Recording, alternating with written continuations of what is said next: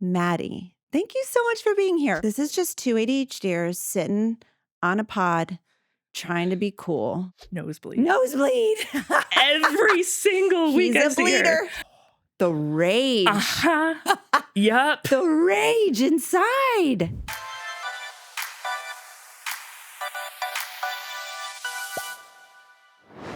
Hey, what's up? This is Kristen Carter, and you've tuned into the I Have ADHD podcast.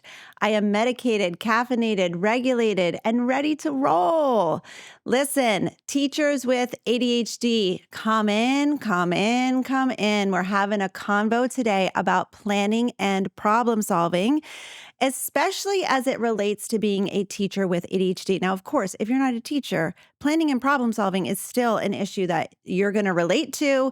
It's a deficient executive functioning skill. It's something that's hard in every workplace. But I have my client with me, Maddie Novi, and she is here to talk about her job, talk about how planning and problem solving impacts her at her work and how she works to overcome it. She's a teacher. She's going to tell you all about it. And I love having professionals with ADHD on who are able to just talk about what it's like in the workplace to have ADHD. I'm an entrepreneur, so I don't have the same, I just don't have the same issues as somebody who's in corporate or someone who's a doctor or someone who's a teacher. And so I love to hear other perspectives. But before we get started, I know you're going to want to hit that like button, that share button, that follow button. You're going to want to leave a comment. Tell me that you're listening.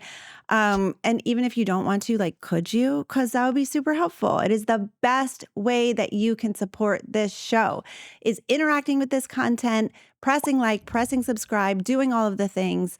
I would so appreciate it. It is the best way to tell me that you're listening. It's the best way to give me a little dopamine boost, and I appreciate it. So let's get to it. Maddie, thank you so much for being here. First of all, it was great to meet you in real life. We've been interacting in Focus for years, yes? Yeah, it's like a year and a half now. I love it. Welcome. Tell us a little bit about yourself. So I'm Maddie. Hello. I'm 24. I'm from Chicago. This is my first time out in Philly, and it's gorgeous. Driving over here, I'm like, all the leaves are so pretty. Yeah, it's the best time of year too. Yeah, definitely. Yeah, I'm a teacher. It's only year 2 for me, so I'm still pretty new to this. I teach elementary music, so I teach kindergarten through 5th grade. I have 520 students that I see every single week, but it's been really great. It's been really, really great.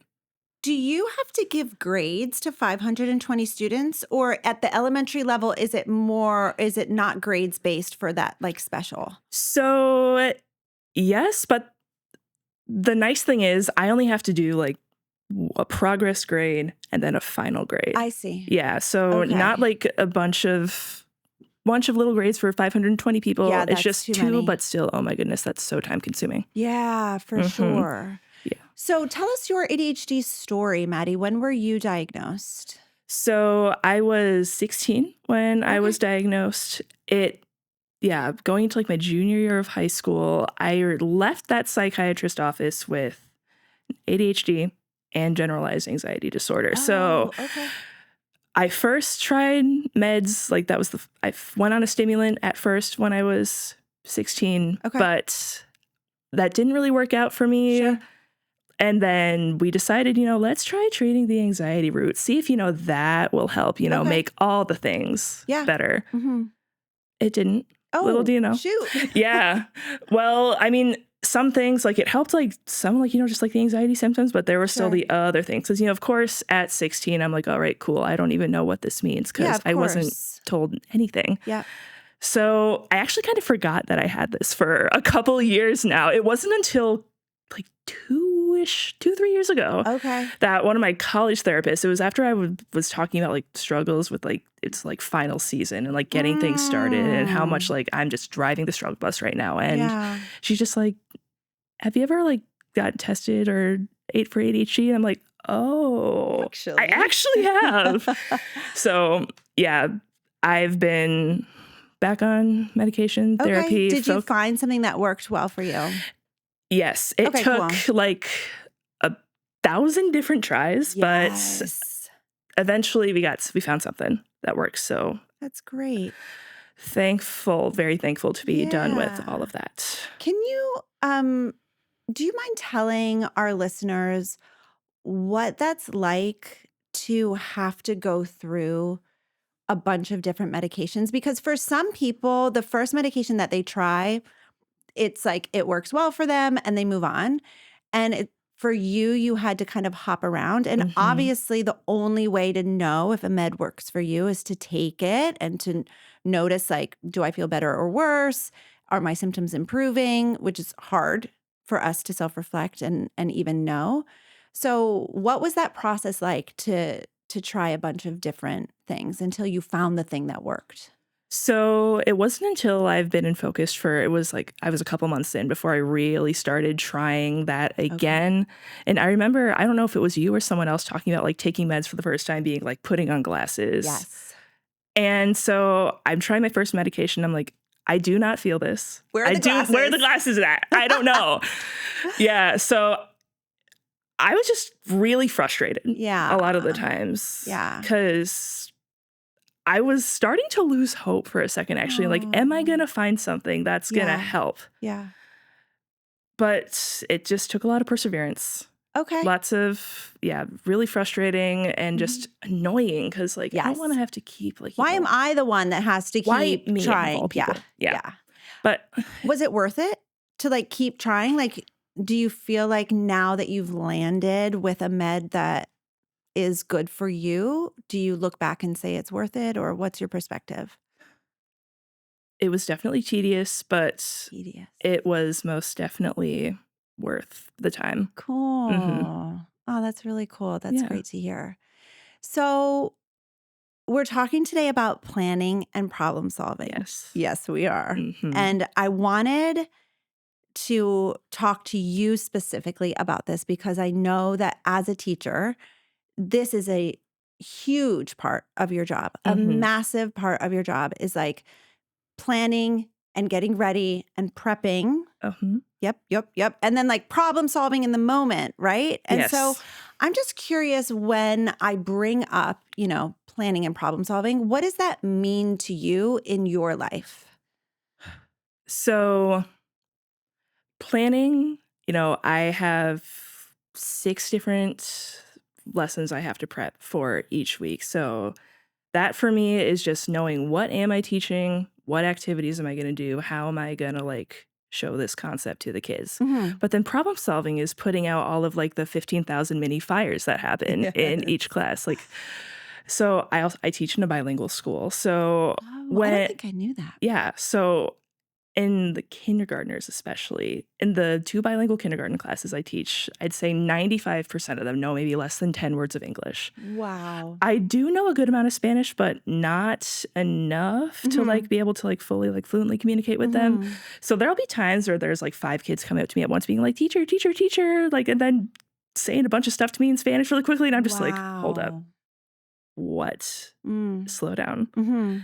So putting out fires like that is, Mhm. and also at my school, there's been a lot of internet issues lately too. And with my specific subject, that's something I use almost daily. The internet. Yes. Mhm. So there's a lot of having to think on your feet involved. Yes. Yes. And sometimes, I mean, that's something I'm getting better at Okay. over time as I Okay. get more like tools in my arsenal of like things that I'm able to pull out. Sure. But I remember when was like a couple months into the current job that I have now, everything was out. Nothing was working. And I'm still a baby teacher. So I'm like over here freaking out. Like, what am I going to do all day? Oh But I my think that gosh. day showed me that I can do it. Yes. Hmm. Wow. That's so encouraging. Like, that's Yes. such a body of evidence for your self-trust Hmm. bank. Yeah. It just takes like maybe like a 5 to 10 minute freak out at the beginning. And then I'm like, okay, we're fine. Yes. We can do this. We can do this. Yes. Hmm. So, how do you see your ADHD impacting your ability, let's just say, to plan? So In my school district, we don't have like a set specific curriculum that we have to follow. What we're given is the standards that we have to teach and the concepts that we have to teach in a particular trimester. That's it. Okay. Nothing else. So I'm a kind of person that needs a little bit more like structure than that, because I struggle with figuring out like how long should I spend on a specific concept, like what order, how should I scaffold this? Like those two things have been really big for me, because I constantly think like, am I teaching something out of order? Because I don't want it to like, mess up the kids in the long run if I accidentally like make a mistake like that. I mean, that has happened once and again, going back to like what you said about having that body of evidence that like you can do it. Yeah. I was able to circle back and it eventually was fine. It took a couple weeks, but we were able to do it. Yeah. And then problem solving, staying regulated. Oh my goodness. I do not step foot into my kindergarten or first grade classes without having my loops in. Oh, tell us what loops are. So these little tiny earplugs that just sit right here in your ear, and they're very like discreet. Yes. And no one really sees them. No kids have said anything to me yet. So the nice thing about it, because originally when I started wearing them, I was worried that like I'm not going to hear the questions that the kids are asking me and stuff. But thankfully, that hasn't been too big of a problem. There have been times where I have to be like, what did you say? Can you tell me that again? But other than that, they've been a lifesaver for me, because there are a lot of days where I leave work absolutely depleted, done, battery is at empty. Yeah. But I've realized, because it's only been the past couple of weeks that I've been really cognizant about wearing them. And I'm like, what? I have like a little bit left in the tank? Wow. What is this? Because having to constantly put out those mini fires that like I was saying, it depletes you. Having to constantly like be on your toes and problem solving all of the time. Yeah. 'Cause it's a lot more than I think people realize. Sure. Yep. And the overstimulation of people talking to you all day long, asking you questions all day long, and then the background noise of just so many students in your classroom, I can see how accommodating yourself with earplugs or any other way that you're able to would be so helpful. Oh, yeah. I remember like starting this school year, and even just after that first week, being like, I need to figure something out. Because even after week 1, I was already feeling like the effects of, being back in that environment. And I knew that if I didn't do something, then I was going to go on a train directly into burnout. Yes. Have you ridden that train before? Oh, yes. Okay. Yes. Back at it was a weird transition period. Words, oh my gosh. December of last year, I was ending my old job. I used to teach middle school. Okay. Yeah, and I was a maternity leave position, so the teacher was coming back. And that was also around the time where my grandmother's health issues really started to take a downward spike. Yeah. So I was dealing with all the emotional heaviness of that. We were prepping for our concert. I wasn't letting myself grieve, because I'm like, these kids need to be able to do this concert. We have to work. I took no time off. Say that again, because I've done a lot of interviews in the last 48 hours because all of you VIPers are here. It's been a gift. It's been so great. But what I keep hearing over and over is this like tendency to self-abandon. Yes. So you took no time off when your grandmother was suffering, or yes. Yeah. Like she passed away on a Saturday and I was right back to work that Monday. No. And to be clear for everyone listening, you were extremely close. Yes, she lived right across the street from me. I would see her almost daily. That was probably the first like really, really, really big, deep loss that I've experienced in my life. Yeah. Yeah. So in my mind, I'm like, work would be a good distraction. But it was the concert happened, then the holidays, and just constant family funeral planning, nonstop doing all of that, and then starting a brand new job on top of it. Yeah. 2 weeks in, I got COVID and then the flu right after that. Your body was like, I'm going to just do this for you. So that's what taught me, if I don't take time to rest, my body is going to pick that time for me. Yes. And sometimes I still forget that. You and all the rest of us. Yes. Dang.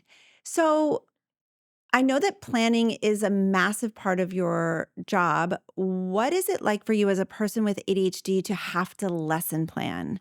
What are the challenges for you? So honestly, just even figuring out how I'm gonna go about it. Am I gonna do it on paper? Am I gonna do it on the computer?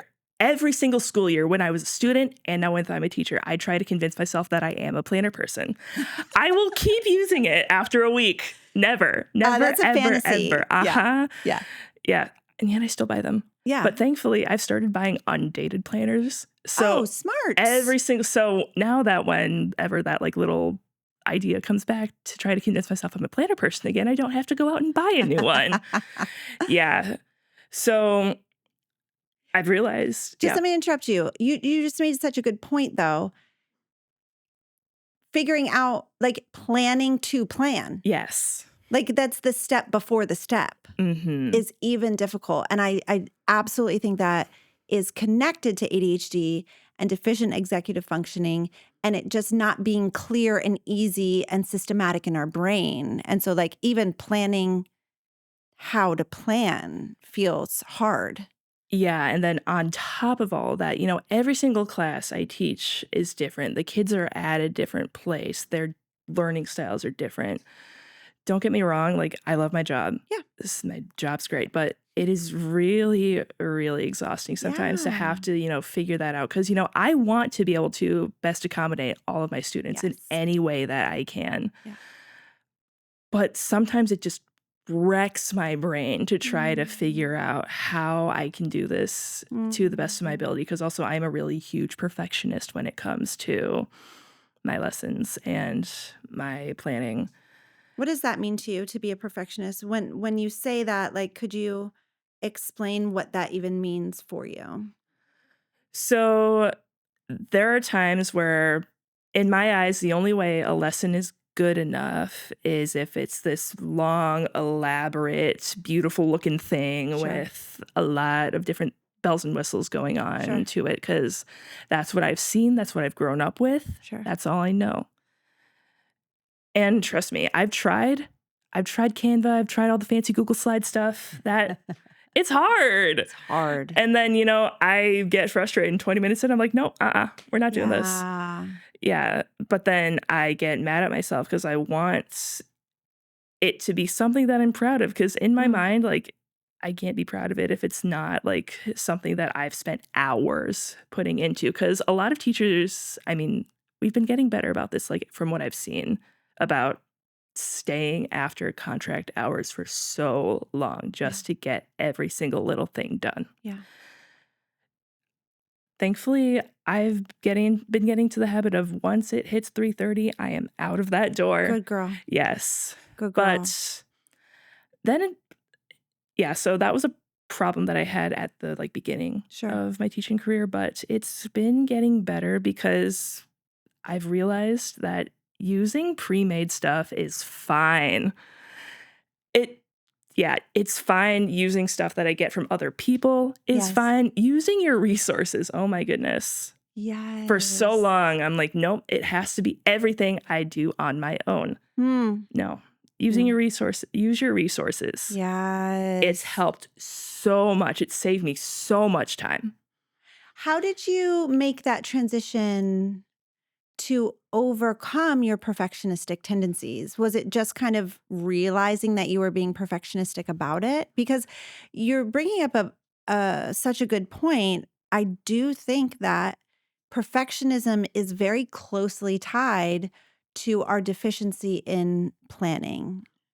And so we want it to be the perfect plan, and we Mhm. want it to be the plan that's going to make everything amazing. And then when it's Uh-huh. not, or if we sense that like, I don't know if I can do it, then we just either don't plan, or it all kind of Yeah. falls apart. So S how did you notice that?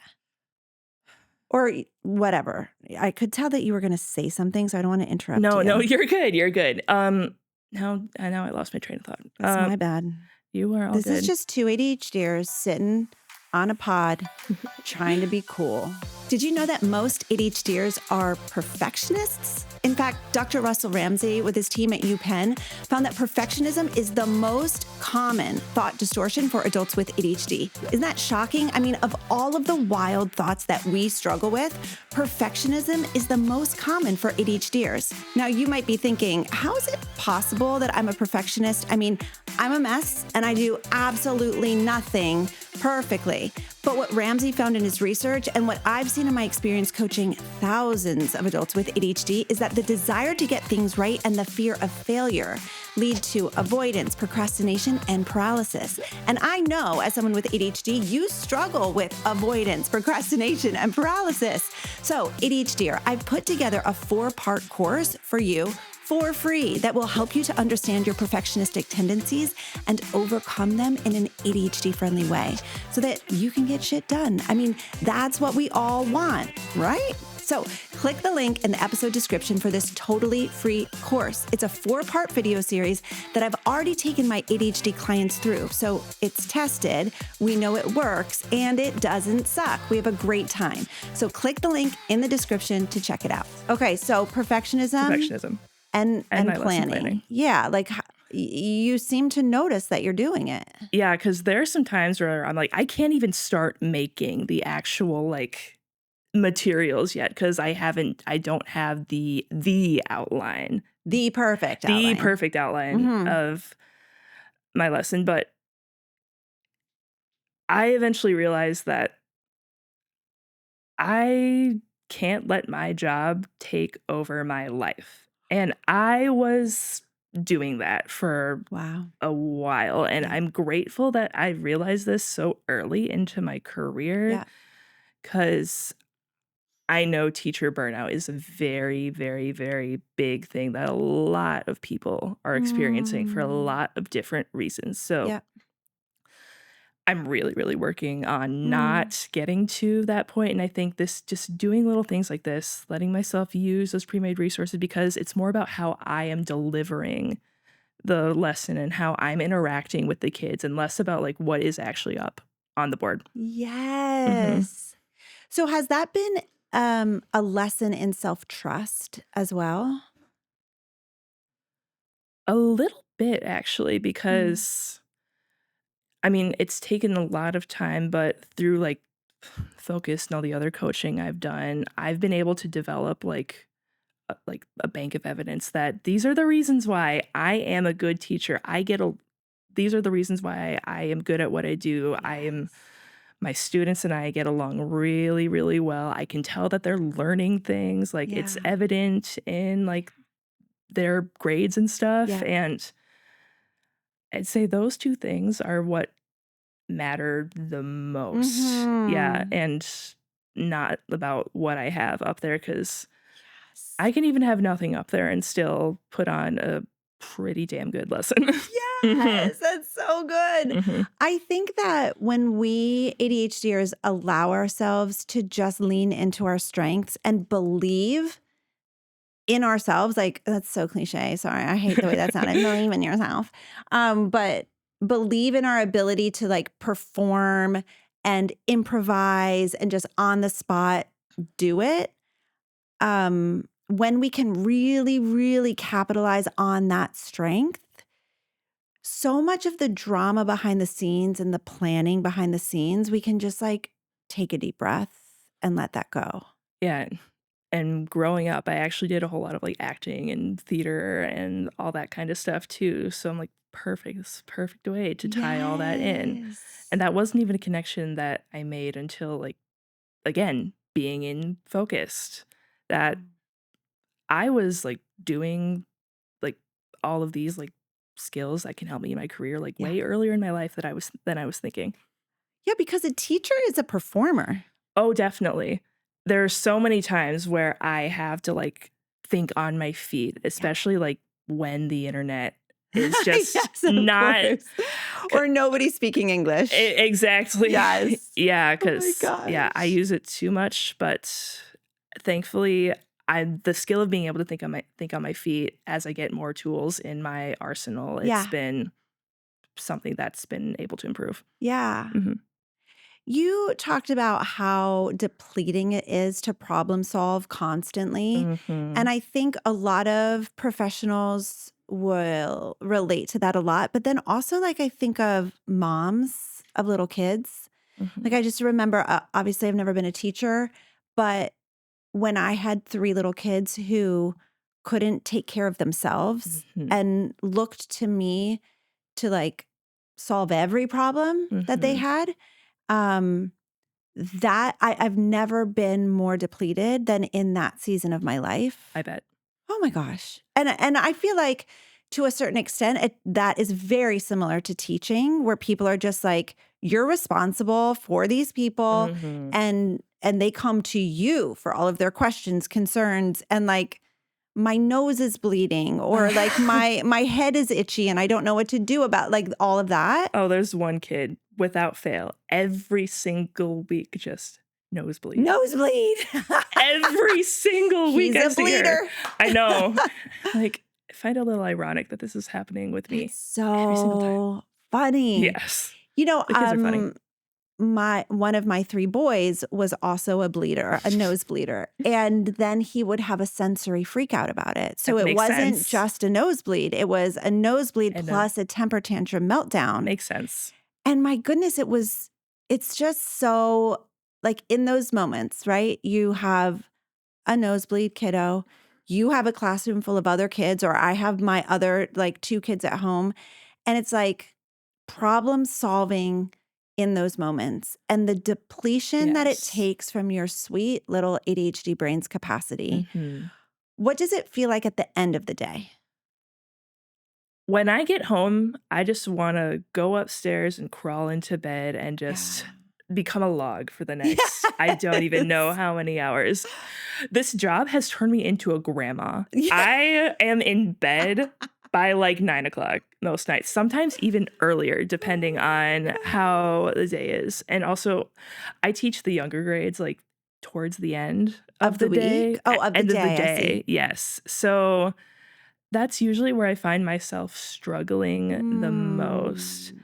and there have been times, and I'm not proud of it, where I've been just depleted and overstimulated to the point of snapping at them. Okay. That's happened more times than I would like to admit, Okay. and the guilt that I feel Oh. afterwards, because I don't want the kids to be responsible for my feelings, you know? Ooh, it's powerful. Yeah. It's it's Okay, so tough. let's talk about emotional regulation. Okay. Because I think that that's what you're alluding to, right? Yes. And so I think it's so interesting that our executive functions are individual skills, Mhm. but they don't work in isolation. So when you're teaching, you're using all of your executive functions together. Mhm. And so, yes, we're talking about planning and problem solving, but we can't talk about that without also discussing emotional regulation because these don't exist as silos. They It's all all work together. together. Yes, Mhm. absolutely. Yeah. So, tell me about emotional regulation for you. What does it feel like? Let's start here. What does it feel like at the end of the day, when you're teaching the littles and all of the questions and they're not listening, what happens in your body? It's like my body is a pot of boiling water that's about to spill over. Yes. Yeah. I'm still working on learning ways to regulate in the moment because normally when I'm in a regulated state, I need to get myself out of Yeah. that environment. And when I'm teaching, I can't do that. Yeah. Like, So excuse me, I'm going to go for a quick walk. I'm gonna go freak out for a second. Yeah. So I'm still working on getting some more tools there in that Sure. department. Sure. But So you, because I've been your coach for a year and a half now, I know that emotional regulation is something you've been working on. yes. And I know that you've actually gotten very good at it when you have time and space. Would Yeah. you agree?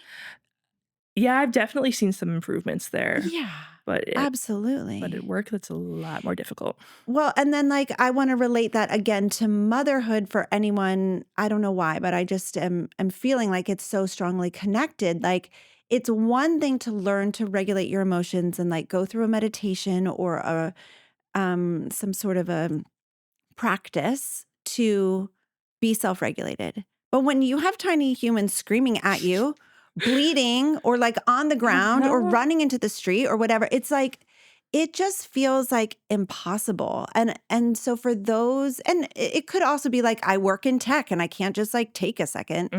But like when you're sitting at a computer all alone, I feel like you can like pretend to work, but Yeah. emotionally regulate. Yeah. But like those of us in professions or like in a stay-at-home parent situation where there's just like you can't escape from people. How are you beginning to regulate on your feet? Like when you've been able to do it, what have you done? Usually one of my go-tos is just putting on a little YouTube video Oh, I for the see. kids, like a little like freeze dance or some other kind of similar activity, and just Yes. let them do their thing while I just kind of be in my own little world to try to Okay. get myself together for a Yeah. couple minutes. And what does that look like when you say get myself together? Like s- breathing, like just coming back to my body, like Yeah. screwing my head back on there. And That's awesome. yes, and just reminding myself of like here's what we're doing, and if we don't get to something, not the end of the world. We'll just go with the flow. That sounds like reassurance. Yes, definitely. Learning how to go with the flow has been very helpful because it's very unpredictable. Oh, Yes. you don't say. Yeah. Teaching 30 5-year-olds at one time. Unpredictable. The unpredictableness, I don't know. The fact that it's unpredictable. How does that impact your body? With the littles especially, because I don't know if they're going to be hyped up and running around like crazy. I mean, I'm thinking about how Halloween's next week. Oh, and dear the day God. after, November 1st. I don't know what I'm going to get on that day. That's so true. And like, am I going to get zombies or Yeah. Does it feel unsafe or a little unsettling? bit? Because once I get a plan, I like to stick to it. I don't want to deviate. And I know depending on what kind of group of kids I'm getting that day, I may have to deviate. And in my brain's like, no, we don't like that. I think that for most neurodivergent people, when we have, we're this dichotomy, especially for ADHDers, we want to be carefree. We want to be spontaneous. But when we do have a plan and someone else wants to change it, the rage. Yup. The rage inside. And even when I know changing it would be more beneficial for the kids. Yes. I'm still like, yes. My body's so like hard. It's like clenching up and resisting, like everything. So good. Yes. And never mind. And never mind. So good. I'm curious about how you get work done in the pockets of time that you have. Do you have pockets of time? Some, not much. Not much. I am a person that likes to get to work early. I am not contractually obligated to be at work until about 8:20, but I'm usually there at like between 7:30 and 7:45 most mornings. And so especially this is more so happens in the morning when I actually have brain power to get some work done. I have my list of all the things that I need to do. And people have told me before, oh, just start from the top and work your way down. That does not work. That's cute. That's not working for me. Yep. So And another thing that I've learned and focused, prioritizing what are the absolute must-dos on the list. Oh, What are the things that have the most urgent deadlines that I have to get done today or it's going to compromise my job? Keeping those at the top. And I know if I get those things done, but nothing else, then that's fine. I got what I needed to do yes. accomplished. Prior to learning that in Focused, how did you approach your list? Starting at the top and working my way Okay, down. yes. And But then skipping the ones that you didn't want to do and not like yeah, missing things that were maybe important. yeah, yeah, basically, it's like I'd start something and then I'd get frustrated or I'd get bored and then be Yep. like, nope, we're moving on. And then Yep. I'd say if I have like 10 things on a list, maybe I'd get like 2 done. Yep. Mhm. Yep.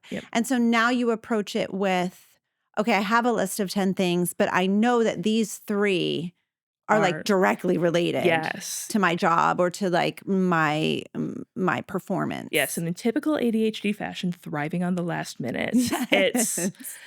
Do you feel shame about that or are you just like, have you embraced I it? used to, not really anymore. Cool. Yeah.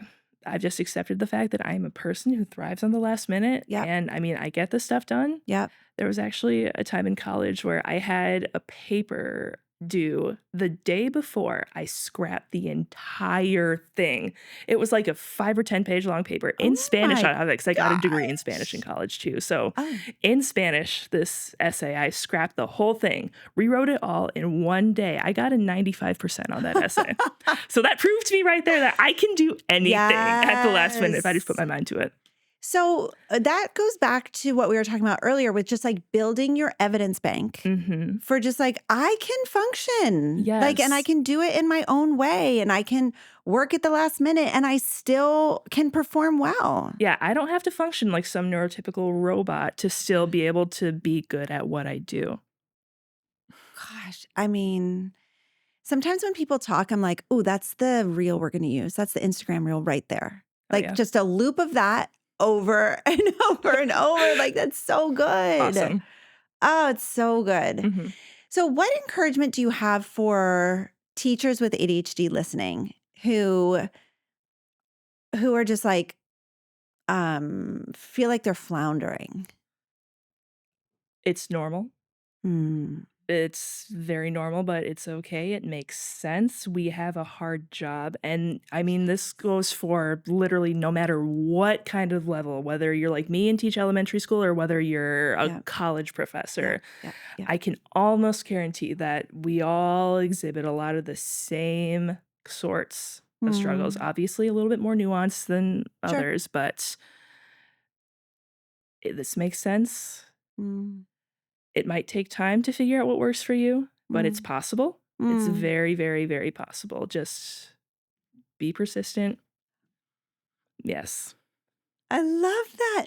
Be persistent in trying to figure out what works. Is that Yes. what you mean? Yes, exactly. So keep like trucking at it, finding what works for you. Like if the first thing doesn't work, that's perfectly fine. Try Yeah. another system. If Yeah. you're not doing what literally every other teacher is doing, that's okay. Why is it okay? Because every teacher is their own person. Mm. What works best for one teacher might not work for you, because I know that's how it is for me. Yeah. And one of my other really close teacher friends that has ADHD, she's one of those people that is able to like work from the top down on a Mm. to-do list. That is not Yeah. how I am. So Yeah. it's okay to be different, and Mm. it'll come with time. It will come with time, especially for the baby teachers that are Yes. still probably very like they don't know what's going on. They're trying to figure themselves out. Yeah. It'll come with time. Yeah. I love that. Thank you so much. This is so encouraging. I just feel, I know that you are young, but you have a very broad sense of wisdom. And I appreciate you bringing that for us here. Oh, this has been really great. I've loved every second of this. Yeah. Yeah.